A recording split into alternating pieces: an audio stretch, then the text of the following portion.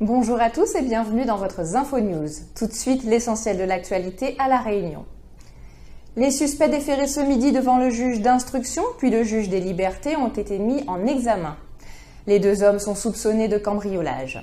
Anthony R., habitant Plateau-Caillou, a été mis en examen pour association de malfaiteurs, vol et tentative de vol en bande organisée.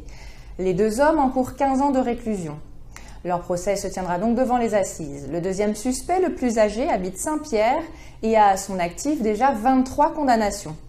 On écoute leurs avocats, maître Fabien Gorce et maître Sébastien Navarro.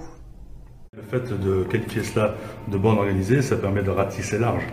Donc on part d'une qualification relativement haute pour éventuellement par la suite redescendre vers une qualification beaucoup plus légère. Pour l'instant, on lui reproche simplement une tentative de vol et un vol, c'est tout. Et il reconnaît effectivement la tentative de vol et le vol, simplement. Il est allé sur Gambert, donc des vols tentatives de vol de marchandises, et chez les particuliers, tout ce qu'on peut trouver chez les particuliers qui intéresse les voleurs.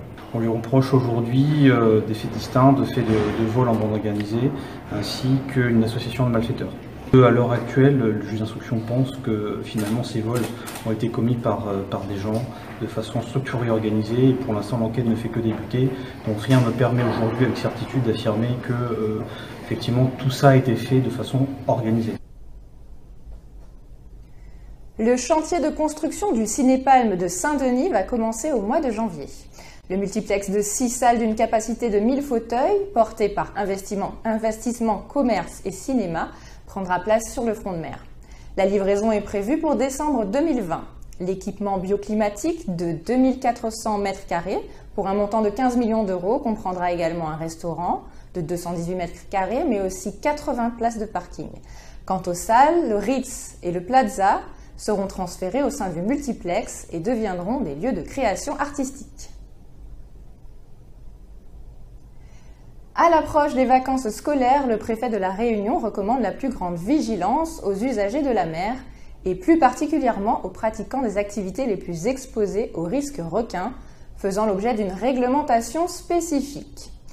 Il est conseillé de respecter les dispositifs de prévention et de surveillance en vigueur pour la baignade sur les plages surveillées et sur certaines plages, le dispositif de signalisation est complété par une signalétique spécifique relative aux risques requins.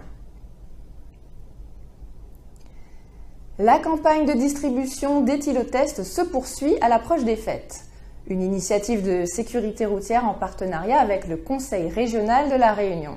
Cet après-midi, Miss Réunion offrait des éthylotests aux automobilistes qui circulaient devant la discothèque Les Bains de Minuit à Saint-Denis.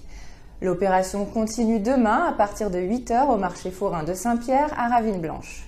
Une action conjointe de la police nationale et l'association Prévention routière est également organisée jusqu'au 31 décembre.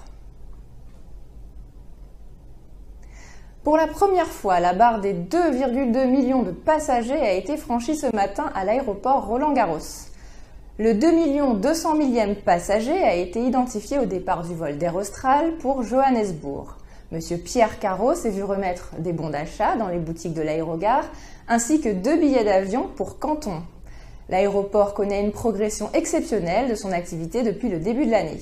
Selon les dernières prévisions, le nombre total de passagers pourrait approcher les 2,3 millions au terme du mois de décembre, soit plus 9% et 187 000 passagers supplémentaires par rapport à 2016. Votre Info News est terminée et reviendra dès mardi. D'ici là, l'actu continue sur www.info974.com. Toute l'équipe de Info 974 se joint à moi pour vous souhaiter de joyeuses fêtes de Noël.